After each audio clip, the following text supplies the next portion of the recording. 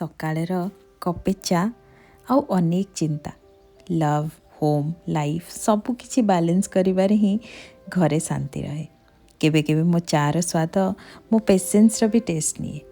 ପଞ୍ଚୁକ ସମୟରେ ଘରେ ସତରେ ଗୋଟେ ପବିତ୍ର ଅନୁଭବ। ତୁଳସୀଙ୍କ ପାଖରେ ଦୀପ ଆଉ ମନରେ ଶାନ୍ତି, ସେଇ ଛୋଟ ବଡ଼ ରିଚୁଆଲ୍ସ ଆକ୍ଚୁଆଲି ଆମ ଲାଇଫ୍ର ରିଅଲ୍ ବାଲାନ୍ସ। ଏହି ସମୟରେ ମୁଁ ଖୋଜୁଛି ମୋ ମନର ଶାନ୍ତି, ଯେଉଁ ସମୟରେ ଘର ବି ଶାନ୍ତ, ମନ ବି ଶାନ୍ତ ଅଛି। ଘରେ ସବୁ ପରଫେକ୍ଟ ରଖିବାରେ ମୋର ବହୁତ ଏଫର୍ଟ ରହେ, କିନ୍ତୁ ସେଇ ଏଫର୍ଟଟା ମୋ ଭଲ ପାଇବାରେ ବି ରହେ। ବାଲାନ୍ସିଂର ମାନେ ନୁହେଁ ଯେ ସବୁ କିଛି ପରଫେକ୍ଟ କରିପକାଇବା। ବାଲାନ୍ସିଂର ମାନେ ହେଉଛି ସ୍ମାଇଲ୍ କରି କରି ସବୁକିଛି କରିବା ଯେତେବେଳେ ସବୁକିଛି ପରଫେକ୍ଟ ନଥିବ। ଏମିତି ଦେଖୁନାହାନ୍ତି ଏଇ ସିଚୁଏସନ୍, ଭାବିଥିଲୁ କି ଛୋଟ ଗୋଟେ କାମରେ କାମ ସରିଯିବ, କିନ୍ତୁ ଲ୍ୟାଣ୍ଡ ଅପ୍ ହେଇଗଲୁ ପୁରା ରିନୋଭେସନ୍ କରୁ କରୁ। ମାନେ କିଚେନ୍ର ପୁରା ଟାଇଲ୍ସ ଚେଞ୍ଜ, ଆଉ ସେସବୁରେ ଏତେ ज़୍ୟାଦା ଥକି ଯାଇଥିଲି। ତ ମୋର ଆକ୍ଚୁଆଲ୍ ଥେରାପି ଯେଉଁଟାକି ପ୍ଲାଣ୍ଟସ୍ଙ୍କ ସହିତ ହିଁ ରୁହେ, ସେଠିକି ପଳେଇଲି କିଛି ଗଛ କିଣିବା ପାଇଁ, ସେମାନଙ୍କ ସହିତ କିଛି ମୋମେଣ୍ଟସ୍ ବିତେଇବା ପାଇଁ। ଗଛ ଗୁଡ଼ାକୁ ଯେତେବେଳେ ମୁଁ କିଣେ କି ସେସବୁ ସଜାଏ କି ଘରେ ଆଣି ରଖେ କି ପାଣି ଦିଏ, ମୋତେ ଏମିତି ଲାଗେ ଯେମିତି ମୁଁ ମୋ ଘରକୁ ସୁସ୍ଥ କରୁଛି, ମୋ ମନକୁ ସୁସ୍ଥ କରୁଛି। ପ୍ରକୃତରେ ସେଇଟା ମୋ ପାଇଁକି ଗୋଟେ ବହୁତ ହି ଶାନ୍ତି ଜିନିଷ।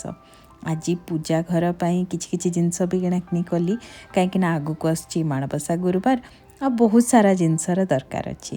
ଛୁଆମାନଙ୍କ ପାଇଁ ଛୋଟ ଛୋଟ ଗିଫ୍ଟସ୍ ବି ଆଣିଲି, କିଛି ଦରକାରୀ ଜିନିଷ ବି ସବୁ କିଣିକି ଆଣିଲି। ପ୍ରକୃତରେ ଯେତେବେଳେ ବି ଆମେମାନେ ସପିଂ କରିବାକୁ ଯାଉ, ଛୋଟ ହଉ କି ବଡ଼ ହଉ କି ଅନଲାଇନ୍ରୁ ବି କିଛି ଜିନିଷ କିଣୁଥାଉ ନା, ତ ସବୁକିଛି ଯେ ନିହାତି ଦରକାର ଥାଏ ସେମିତି ନୁହେଁ। ବେଳେବେଳେ ଆମେ କିଛି ଜିନିଷ ସ୍ନେହରେ, କିଛି ଜିନିଷ କାହାକୁ ଗିଫ୍ଟ କରିବା ପାଇଁ, ଆଉ କିଛି ଜିନିଷ ନିଜ ମନର ଶାନ୍ତି ପାଇଁ ବି କିଣି ପକାଉ।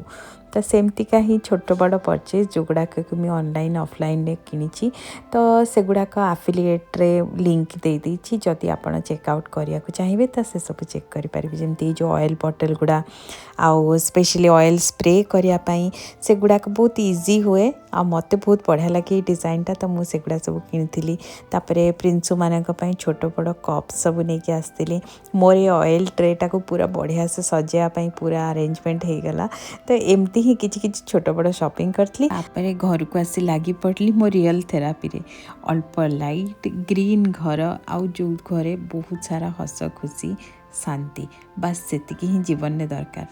ବାଲାନ୍ସିଂର ମାନେ ମୋ ପାଇଁ କେବେ ବି ଗୋଟେ ପରଫେକ୍ଟ ଲାଇଫ୍ ନୁହେଁ। ବାଲାନ୍ସିଂର ମାନେ ମୋ ପାଇଁ ସବୁବେଳ ପାଇଁ ଗୋଟେ ପରଫେକ୍ଟ ହାର୍ଟ। ଆପଣ କ'ଣ ଭାବନ୍ତି? ନିଶ୍ଚୟ କମେଣ୍ଟ କରିବେ।